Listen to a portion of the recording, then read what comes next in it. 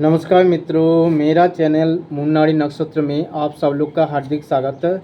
दोस्तों, मेरा आज का जो विषय है वो है भारत माता का एक जाने माने और प्रसिद्ध योग गुरु स्वामी रामदेव बाबा, उनका जन्म कुंडली या हॉरोस्कोप आज विश्लेषण करेंगे। तो स्वामी रामदेव बाबा भारत का सबसे जाने माने योग गुरु एवं आयुर्वेद आचार्य और शास्त्रों के बारे में बहुत सारे ज्ञान लाभ उनके पास है। और दूसरा चीज़ जो है कि स्वामी रामदेव बाबा एक प्रतिष्ठित बिजनेसमैन या कारोबारी भी है। आयुर्वेद मेडिसिन एवं इसके अलावा बहुत सारे जो स्वदेशी वस्तु है उनका बिजनेस में बहुत ही अच्छा उन्नति हुआ। तो उनका जन्म कुंडली देखने से पहले उनका जो डेट ऑफ बर्थ है 25 दिसंबर 1965, time of birth 8:24 PM, Mahendragarh, place of birth Mahendragarh, Haryana. तो उनका जन्म कुंडली देखा जाए तो जन्म कुंडली में लग्न जो है वो है कर्क लग्न, और लग्न की पंचम भाव वृश्चिक राशि में केतु एवं बुध दो ग्रह बैठा है। छठे भाव धनु राशि में सूर्य बैठा है, और सप्तम भाव में मकर राशि में मंगल, चंद्रमा एवं शुक्र बैठा है। अष्टम भाव कुंभ राशि में शनि अपने ही घर में स्थित है। 11 भाव में राहु वृषभ राशि में एवं द्वादश भाव मिथुन राशि में गुरु बोक्री अर्थात रेट्रोगेट होके बैठा है। उनका जन्म शुक्ला तृतीय तिथि में हुआ एवं जन्म जो नक्षत्र है अर्थात चंद्रमा श्रवणा नक्षत्र में है। शनिवार के दिन जन्म हुआ। तो ये उनका हॉरोस्कोप या जन्म कुंडली है। तो उनका हॉरोस्कोप अगर देखा जाए तो उसी हिसाब से देखिए, उनका लग्न जो है, पहले कहते कि लग्न कर्क लग्न है। कर्क राशि एवं सिंह राशि दो राशि कालपुरुष राशि चक्र का राज राशि अर्थात राज ग्रहों की राशि है। ज़्यादातर राजा महाराज या राजमान्य व्यक्ति, जो व्यक्ति को सरकार से या कोई राज दरबार में सम्मान या प्रसिद्धि या मान सम्मान मिलते हैं, उनका ज़्यादातर जन्म जो है कर्क लग्न में एवं सिंह लग्न में, विशेष रूप से कर्क लग्न में होता है। जैसे कर्क लग्न में इंडिया का फर्स्ट जो प्राइम मिनिस्टर जवाहरलाल नेहरू, उनका भी लग्न जो था वो कर्क लग्न था। कर्क लग्न में उनका जन्म हुआ। ऐसे ही देखा जाए तो जैसे हमारे भारत सेवाश्रम संघ के प्रतिष्ठाता श्री श्री स्वामी परमानंद महाराज का भी जन्म कर्क लग्न में हुआ। ऐसे ही बहुत सारे आदमी का जन्म, प्रसिद्ध जाने माने बहुत ही फेमस पर्सन का जन्म एवं राजमान्य या सरकार से मान सम्मान प्राप्त और बहुत ही जाने माने पर्सन, बहुत ही फेमस पर्सन का जन्म कर्क लग्न में होता है। तो उनका देखिए, उनका जन्म कुंडली में क्या क्या शुभ योग है। तो देखिए, लग्न के ऊपर, क्योंकि सप्तम भाव में मंगल एवं चंद्रमा एवं शुक्र तीन ग्रह बैठा है। तो लग्न के ऊपर सप्तम में बैठा हुआ चंद्र मंगल एवं शुक्र सप्तम दृष्टि से देख रहा है। कोई भी व्यक्ति का जन्म कुंडली में जब लग्न के ऊपर जितनी ज़्यादा ग्रह की दृष्टि रहेगा, जातक की लग्न उतना ही बलवान होगा एवं जातक के लिए शुभकारक या राजयोग कारक या उसका धन मान विद्या सम्मान यश आयु बल सब के लिए शुभ फल देगा। ऐसे ही कोई भी व्यक्ति का अगर लग्न या दशम भाव में जितना ज़्यादा ग्रह रहेगा या जितना ज़्यादा ग्रह की दृष्टि रहेगा, जातक का कुंडली उतना ही बलवान होगा। तो यह देखिए लग्न के ऊपर 3 ग्रहों की दृष्टि है एवं लग्न के ऊपर लग्नेश चंद्रमा की दृष्टि है। लग्न के ऊपर पंचम एवं दशम भाव के अधिपति अर्थात कर्क लग्न के लिए मंगल है राजयोग ग्रह कारक। तो राजयोग कारक ग्रह अर्थात योग कारक ग्रह मंगल की लग्न में दृष्टि बहुत ही शुभ फलदायक है। इसके अलावा चतुर्थ भाव एवं 11 एकादशपति अर्थात एकादश भाव 11 भाव के अधिपति शुक्र भी सप्तम में बैठ के लग्न के ऊपर दृष्टि डाल रहा है। तो देखिए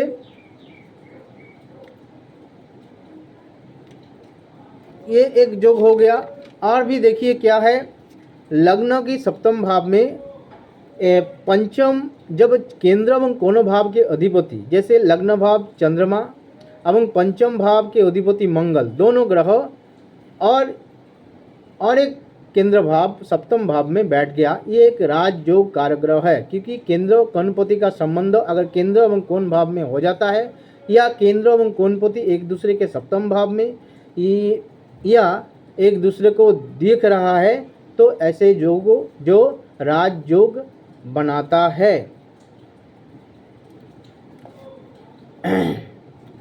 तो ये उनका कुंडली में ये सब योग जो है ये बहुत ही अच्छा योग है।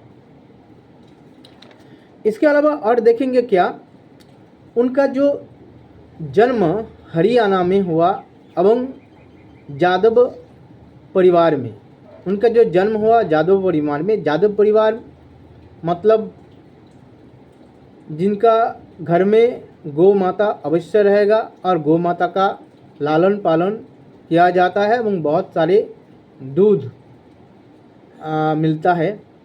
तो लग्न के ऊपर चंद्रमा एवं शुक्र, चंद्रमा भी गौ माता का कारक ग्रह है, शुक्र भी गौ माता का कारक ग्रह है। चंद्रमा भेद से भी दूध या मिल्क देखा जाता है और शुक्र से भी मिल्क या दूध को देखा जाता है। और जो ग्वाला जाति या यादव जाति जो है वो भी चंद्र एवं शुक्र से देखा जाता है। तो लग्न के ऊपर 2 दूध का कारक ग्रह चंद्रमा एवं शुक्र की दृष्टि होने की वजह से उनका जन्म कहाँ पर हुआ, एक हरियाणा का एक यादव फैमिली में। और देखिए उनका ये था उनका यादव समाज में जन्म लेने का एक कारण। और देखिए उनका जन्म स्वामी रामदेव बाबा की जन्म जो है मकर राशि में एवं श्रवणा नक्षत्र में है, अर्थात चंद्रमा श्रवणा नक्षत्र में है। तो श्रवणा नक्षत्र का जो देवी मतलब जो माता सरस्वती का जन्म नक्षत्र है ये श्रवणा नक्षत्र।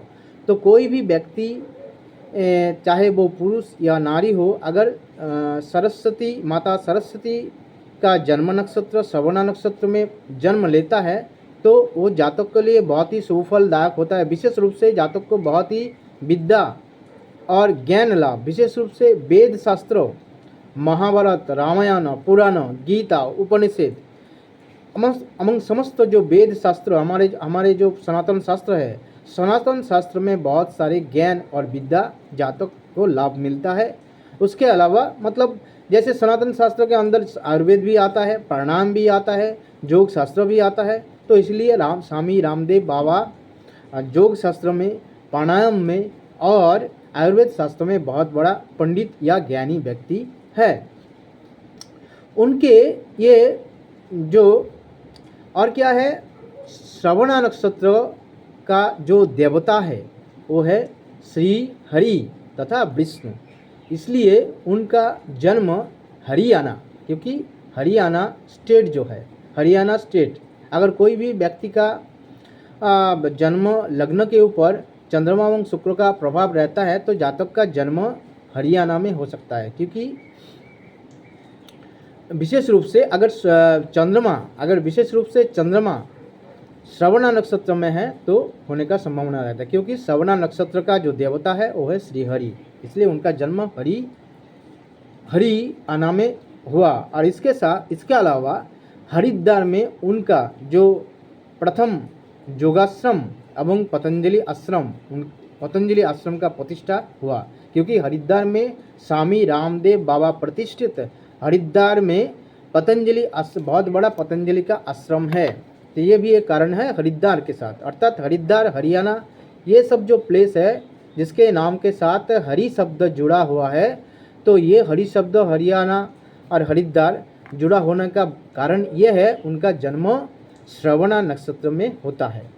तो दोस्तों आप या मित्रों आप कहेंगे कि ये ऐसे होता है क्या? हाँ ज़रूर अवश्य होता है, क्योंकि मैंने पहले ही कहा था, बहुत सारे वीडियो में कहा है कि हमारे जो जन्म लग्न राशि ग्रह नक्षत्र का जो कुंडली में बैठना एवं कौन सा नक्षत्र में चंद्रमा है, इस सब विषय, कौन सा राशि में चंद्रमा बैठा हुआ है, कौन सा राशि में जन्म लग्न है, ये सब विषय जातक के ऊपर कुछ ना कुछ प्रभाव अवश्य दिलाता है, एवं उसी हिसाब से उनका जन्म या जीवन यापन, उनका जो लाइफ साइकिल कंप्लीट होता है एवं उसी हिसाब से चलता है। जैसे कोई भी व्यक्ति का अगर जो यूपी अर्थात उत्तर प्रदेश राज्य में जन्म लेगा, जिसका उत्तर प्रदेश स्टेट के साथ जुड़ाव रहेगा व लगाव रहेगा जिंदगी में, तो उनका शनि एवं सूर्य दोनों एक साथ या एक दूसरे के पंचम नवम में अथवा एक दूसरे के द्वितीय द्वादश में, मतलब शनि एवं सूर्य का कनेक्शन या ज्योति रहेगा। जैसे चंद्रमा और शुक्र का कनेक्शन अगर रहता है तो जातक हरियाणा में जो जन्म लेने का संभावना रहता है। ऐसे ही मीन राशि है और उसमें मीन राशि के ऊपर शनि का दृष्टि है, तो जातक बंगाल में, वेस्ट बंगाल में, पश्चिम बंगाल में या बांग्लादेश में जन्म ले सकता है, विशेष रूप से पश्चिम बंगाल में। तो दोस्तों ऐसे ही उनका ये हुआ। और क्या, और देखिए उनका जो लग्न में शुक्र का दृष्टि, चतुर्थ भाव के अधिपति चतुर्थेश शुक्र लग्न को दृष्टि दे रहा है, और लग्न जो है वो भी कर्क राशि है। कर्क राशि से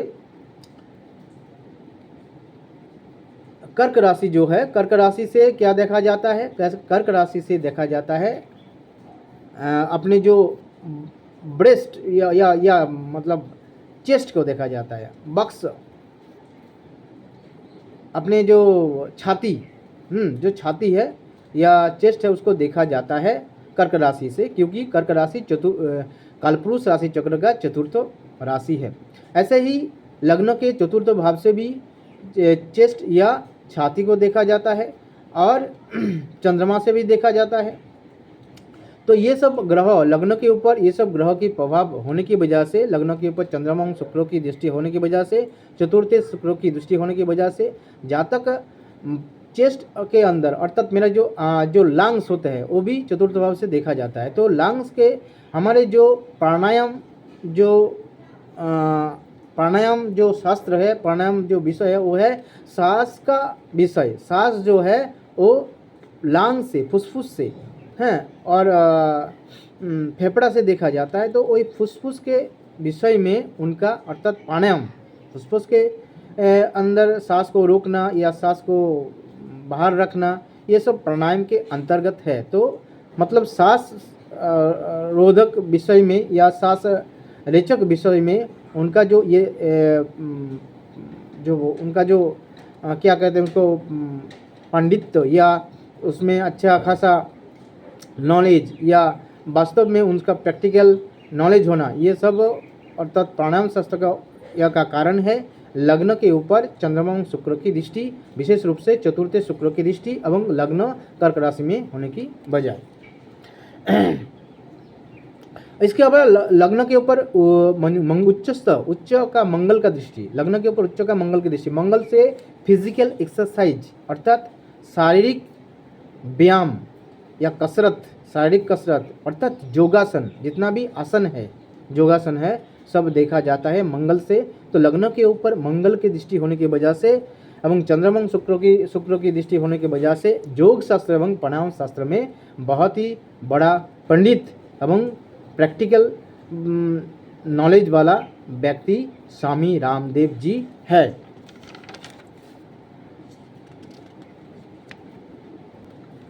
इसके अलावा लग्न के ऊपर अगर चतुर्थ भाव, लग्न के साथ चतुर्थ भाव की अगर कनेक्शन रहता है और तो जातक बहुत बड़ा देशभक्त या मातृभक्त होता है। तो सबको मालूम है स्वामी रामदेव बाबा बहुत ही देशभक्त है एवं स्वदेशी आंदोलन में और स्वदेशी जो वस्तु है, अपने जो सनातन धर्म का आयुर्वेद शास्त्र है, प्राणायाम है और जो स्वदेशी वस्तु है, उसका आंदोलन में उनका बहुत बड़ा योगदान रहा एवं स्वदेशी वस्तु को व्यवहार करने के लिए उनका बहुत बड़ा इंस्पायरेशन अर्थात उत्साह रहा है। और उनका इतना मान सम्मान का कारण यह है सूर्य एवं गुरु, क्योंकि सूर्य जो है वो छठे भाव में बैठा है और गुरु जो है वो द्वादश भाव में बैठा है, तो एक दूसरे के सप्तम में बैठा है। तो सूर्य से भी सम्मान देखा जाता है, मान सम्मान देखा जाता है और गुरु से भी मान सम्मान देखा जाता है। तो एक दो मान सम्मान के कारागृह जब एक दूसरे के सप्तम में बैठते हैं, एक दूसरे के साथ बैठते हैं, तो जातक को बहुत मान सम्मान दिलाता है। इसके अलावा कर्क लग्न में अर्थात कालपुरुष राशि चक्र का चतुर्थ राशि कर्क लग्न, चतुर्थ भाव से जनता एवं फेमिलियरिटी अर्थात पॉपुलैरिटी, जनप्रियता, ये सब देखा जाता है, प्रसिद्धि देखा जाता है। तो प्रसिद्धि के जो राशि है कर्क राशि, उसमें लग्न होने की वजह से एवं लग्न के ऊपर प्रसिद्ध भाव के कारकग्रह चंद्रमा की दृष्टि होने की वजह से एवं प्रसिद्ध भाव के अर्थात चतुर्थ भाव के अधिपति चतुर्थे शुक्र की दृष्टि होने की वजह से उनको इतना खासा, इतना अच्छा मान सम्मान मिला एवं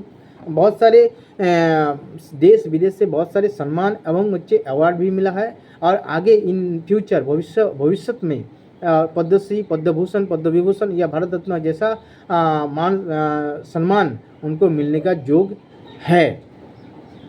इसके अलावा अगर जो 11 भाव है, 11 भाव से फ्रेंड्स, फॉलोअर्स, सब्सक्राइबर्स और सपोर्टर और जो चेला मतलब शिष्य, डिसिपल, ये सब देखा जाता है। तो उनका इतना सारा सपोर्टर, फॉलोअर्स, फ्रेंड्स रहने का वजह है कि लग्न की 11 भाव के अधिपति अर्थात शुक्र लग्न के ऊपर दृष्टि दे रहा है। इसके कारण उनका देश विदेश में बहुत सारे सपोर्टर, फ्रेंड्स, फॉलोअर्स एवं सब्सक्राइबर्स है, ये उनका ये सब कारण है। और मान सम्मान का और एक भी कारण है, अगर कोई भी व्यक्ति का और एक भी कारण ये है कि उनका लग्न के ऊपर जो पंचम एवं दसम भाव के अधिपति अर्थात योग कारक ग्रह मंगल की दृष्टि है।